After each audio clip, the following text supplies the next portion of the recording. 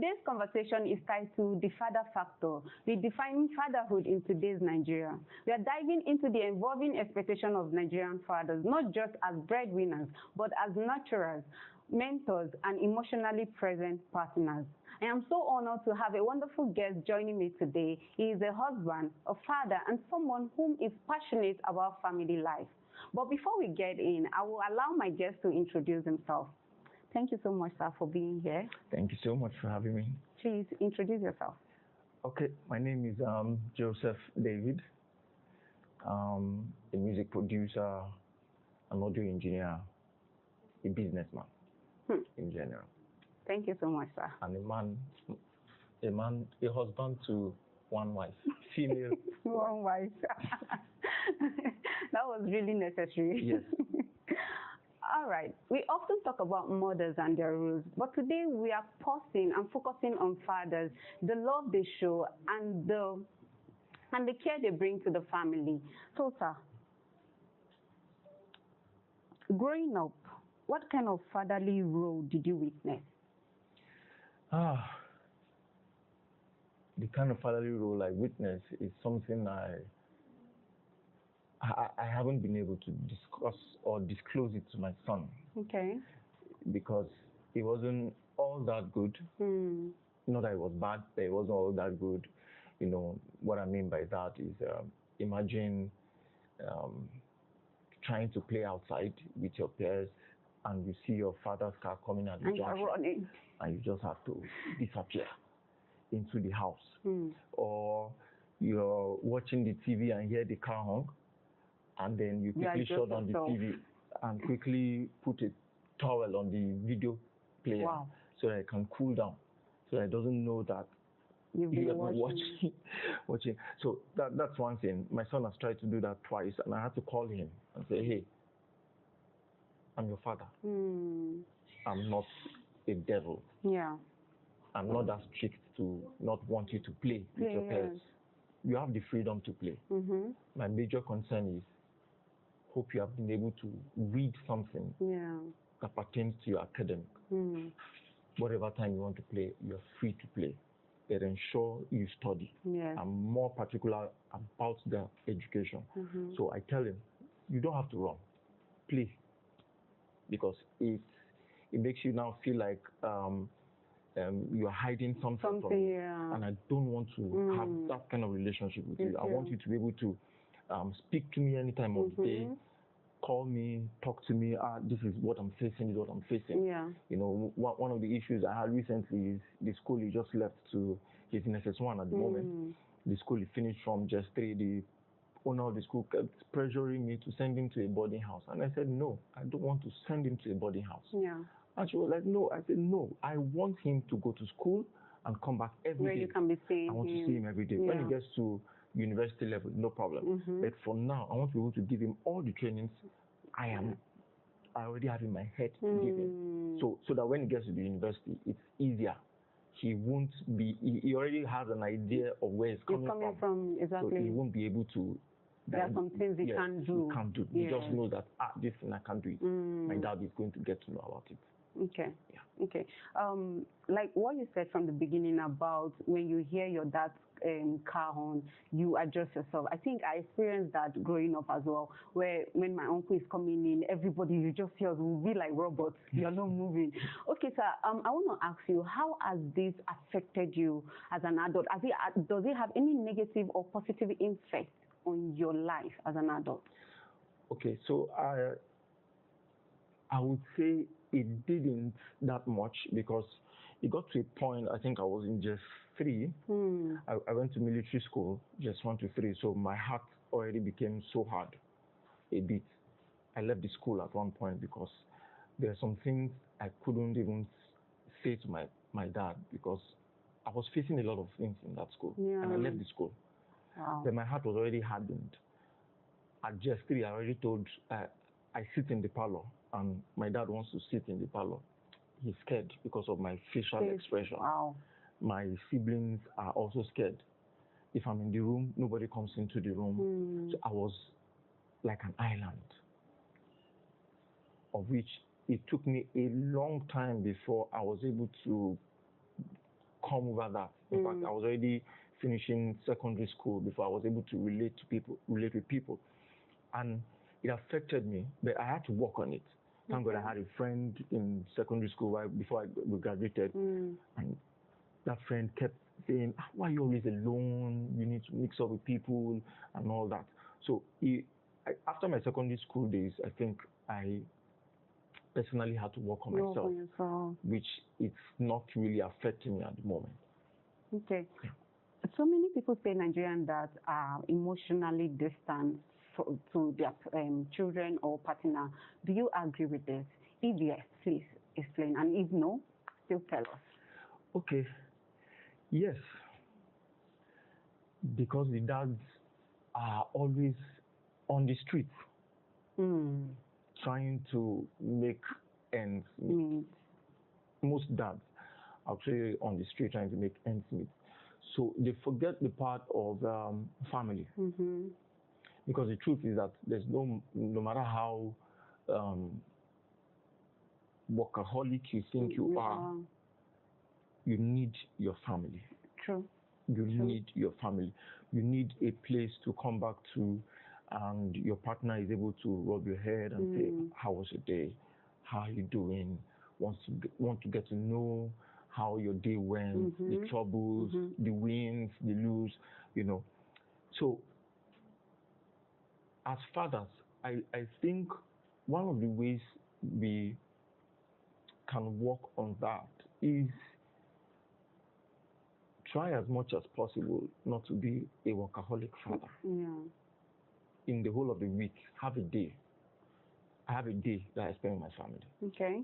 But is one day enough to spend with your family? Okay, so when I say a day, that day, that's for the family. I have other days. In fact, every day I spend with my family. Yeah. No matter how I go out, I try to return back early.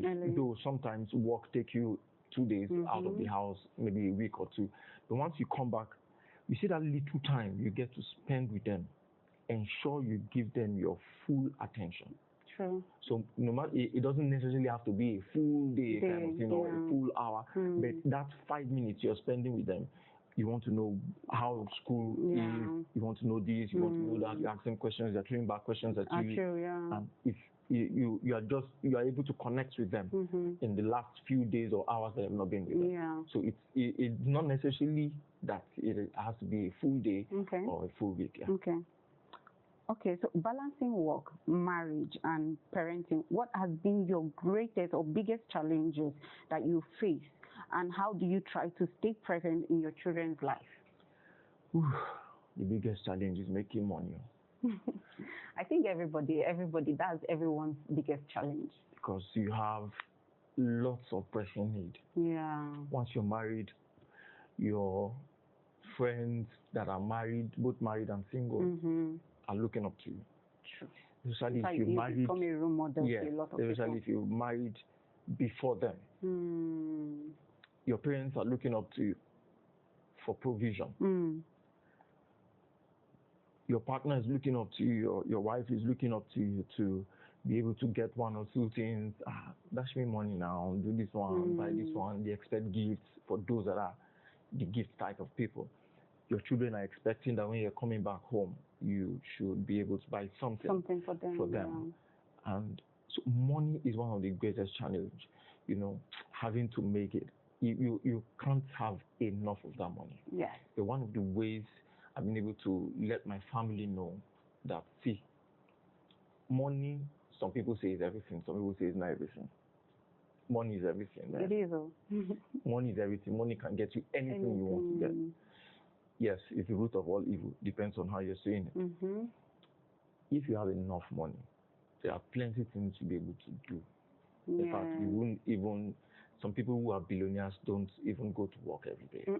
You can count the number of times they go to work in a year. So putting all together, money is one of the greatest challenges, and how to make it. Because I said in the first place that when you get back home, a man is expecting a peaceful welcome. And most times why you see all these troubles is because the man gets back home and then the woman is attacking, here and there. No, not every man wants that? We'll still go back to this question, but I want to ask you, based on the comment you made, you said when you go back home, the woman is, giving you trouble, war. But I don't think any woman in a right sense will just give you war when you've not done anything, right? Let's be honest. I'm not a woman, so I may not be able to answer that. But I think for me, there are several issues that would have warranted that. Yes. It's not that the woman wants to do that. Exactly. Some men, I think, in the little they have, they don't want to share. You're waiting for the big one. Don't wait for the big one. Exactly. The little one you have, do something with it for the family. If it's to get a pack of sweet, get a pack of sweet. Sit down, let everybody share and eat. If it's to get a combo of food from one of these eateries, sit down and everybody eat it. So you as a man needs to also be able to let the woman understand when the fund is available, when the fund is not available. Exactly. It will create a balance and make the home peaceful. So the peace is not just to the woman. The man also has to ensure the peace happens. Yes. So when you return back home, you know that, okay, I don't have much. See what is happening. Try and explain to the woman. Women like when you explain to them. And a lot of men don't like explaining. Yes. It's not that we don't like to explain. It's because if we tell you everything. Well, is that not why the Bible says when you get married, the two has become one? Yes. So I think your wife should be the number one person you tell everything to. Like, see, communication goes a long way. It does. And the reason why most people have issues in their home is because they don't communicate, especially from the man's end. They don't communicate at all. Okay. One of the reasons why I think we don't communicate, like if I have $1,000 in my account, I know there's a need. There are plenty needs in the house. Of course. And that 1,000 naira, I feel like if I tell you that, man, it's just 1,000 we have. Me, I don't like to see discouragement on the woman's face. Don't you think that's an assumption? Because a lot of people just look at facial expression and feel like, okay, this person is thinking like this. This person is judging me. Yes. It may not be an assumption to an extent. Because some women already have in their mind, maybe growing up, foundation really matters. Growing up, no, my dad was always providing, my mom, so I'm not supposed to go out and work. You're supposed to make provision for everything. How would you tell me you have just 1,000? What have you been doing all week? No, I don't support that one. There are women like that. Yes. So aside the man trying to explain and give, we just feel like telling that it's 1,000 naira doesn't really make sense. Let's find a way and just still gather funds and see so that when you ask, we're able to still make provision. Okay. Because of, it's not totally the ego thing, but we just in our head provision. Provision. Because the society has placed that pressure on the men that they must be provided. But in this society or the generation where we are now, I don't think that burden should only be on the men alone, because there's school fees there, there's rent, there's feeding, there's a lot of things that needs to be provided for. So, okay, moving on. Have you ever, as a husband, as a father, as a brother, a friend, have you ever feel like a failure in any point of your life, and were you able to actually express that to someone close to you? Yes. There was one time I couldn't pay my son's school fees. Wow. And he wasn't good. I didn't like it. I told my wife anyway. But I didn't like it. I didn't like the idea. Because I trained myself all through my university days. Yes. I paid my fees all through. So in my head, I don't want my son to go through that. So that I put a lot of effort. I would rather pay their fees than pay my house rent. I can drag with the landlord. that fees must be paid. I don't play with their education.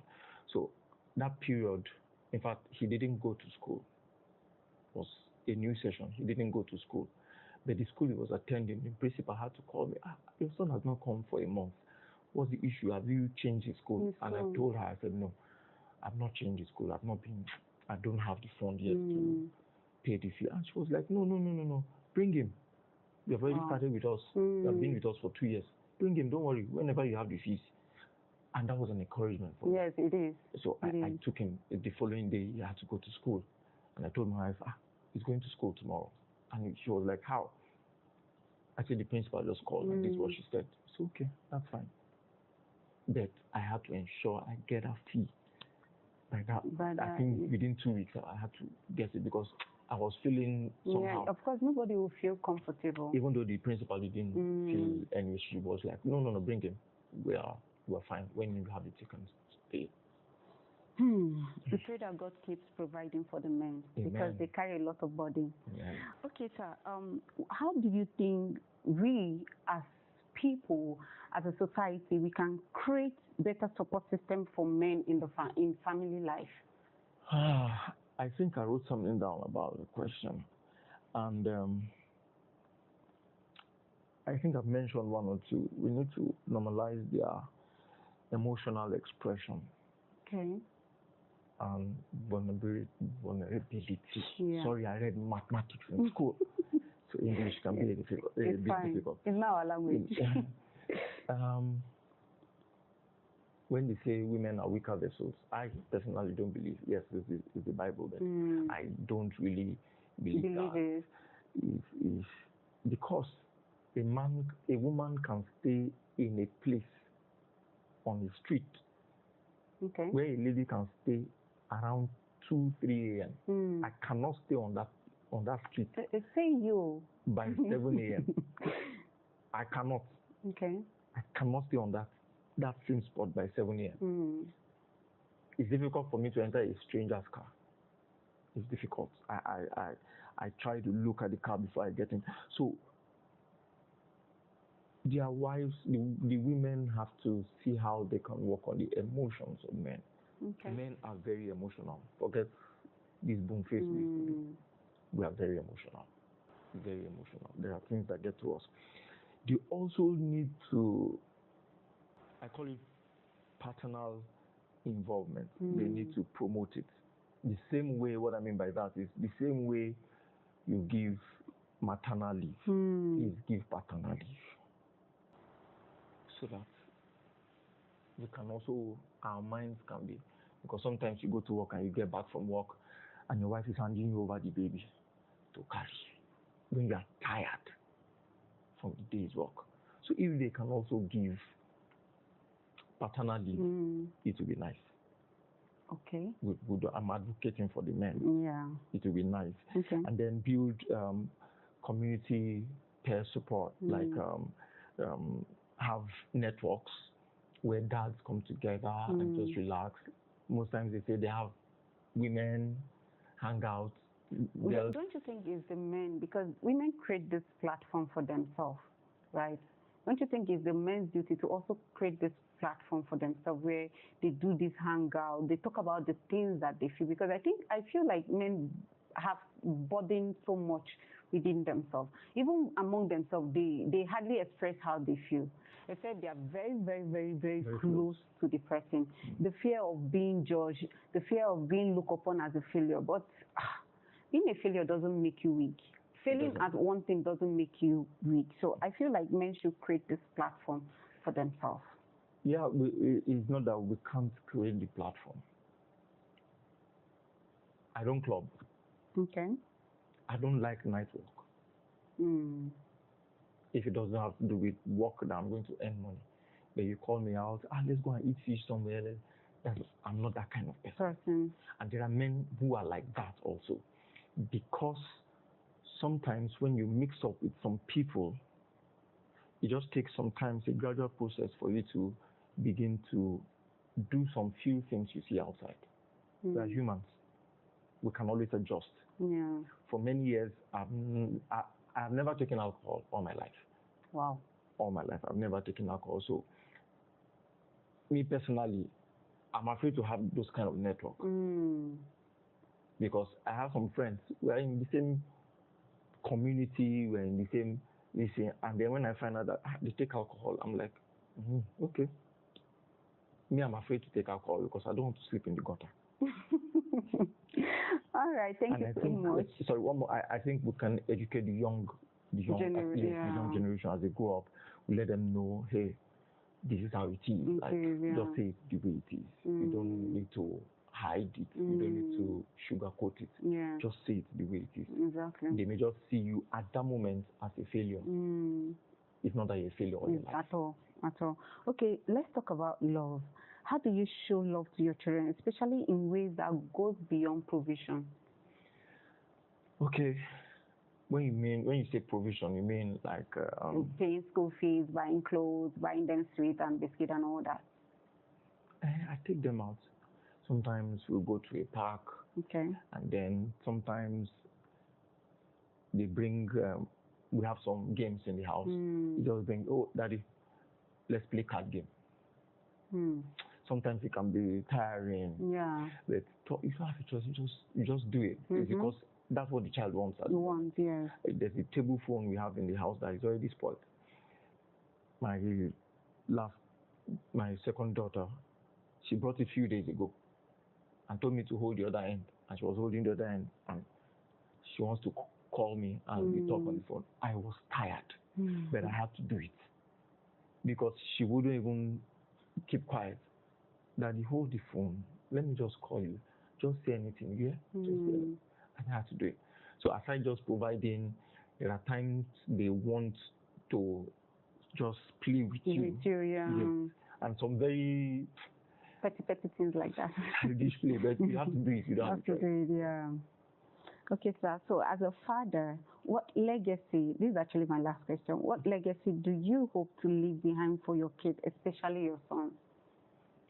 Okay, like for my son, one of the things I keep telling him is you are first a protector. You have very important 2 sisters. Protect them. They must not cry where you are. Yeah. Don't allow them cry. You are the first. If you didn't decide to be the first, neither did I decide. Even though I already prayed it long ago that I wanted to have a son before I'm 30 years old, legal son. I already prayed that and it came to pass. So I tell him every time, don't let these girls cry. Don't let them cry. Protect them. Protect them. They're very fragile. Protect them. So I let him know that you have to protect them. You have to be able to provide for them. It may be difficult at some point, but ensure you're able to provide. So I'm already letting him know how he's going to also take care of his wife. Okay. Is the way he treats his sisters. That he will treat his wife. Okay. Is that how it is. Okay. Yes. So aside that, we're already fighting or creating awareness on men, the burden of providing, right? And you are saying that you're training your son to be a provider, to protect. So who protects him? Because he has blood running through his veins. Yes. I think we should also do both. Like, in as much as they are protectors to the women, they should also be able to protect themselves because there will be challenges. Yes. For men, for a man, there will be challenges. So don't you think you should also tell him on how to protect himself from this challenge when they come? Okay, so